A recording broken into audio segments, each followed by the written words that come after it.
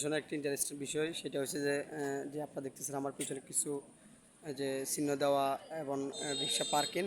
তো এখানে রিক্সা লিখছে এখানে প্রাইভেট পর্যটক এবং কক্সবাজার আগত সকল স্থানীয়রা সবাই বলে এখানে আদৌ তো এখানে রিক্সা সচরাচর খুবই কমে ঢুকে এবং রিক্সা নাই বললেও চলে, কক্সবাজারে খুবই কম। আর রিক্সা এখানে আসে না, প্রায় পর্যটক টমটম এবং সিএনজি নিয়ে আসে এখানে প্রাইভেট কার নিয়ে। তো এখানে রিক্সা পার্কিং দিচ্ছে সেটা আলাদা বোধকাম্য নয়। আসলে অনেকে সেটা যেটা জানেন না সেটা নিয়ে আসলে অনেকের একটা ভুল ধারণা থাকতে পারে। তো রিক্সা বলতে আমরা থ্রি হুইলার অথবা তিন চাকার যানবাহনকে বুঝি, সেটা সিএনজি হতে পারে, টমটম হতে পারে। তো এগুলাকে মূলত রিক্সা বলা হয়, অটো রিক্সা, থ্রি হুইলার। তো ওই রিক্সাকে এখানে মিনিস করা হয়েছে, মূলত তিন চাকার যানবাহনকে এখানে মিনিস করা হয়েছে রিক্সা। তো আমরা সবাই বাংলা রিক্সা বললে হবে না, এটা তিন চাকার যানবাহন রিক্সা।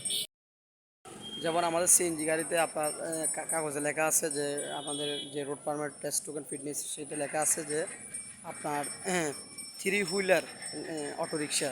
থ্রি হুইলার অটোরিকশা বলতে তিন চাকার যানবাহনকে বুঝেছে এবং অটোরিকশা বলতে, কিন্তু আমরা এটাকে থ্রি হুইলার অটোরিকশা না বলে আমরা সবাই সিএনজি বলি।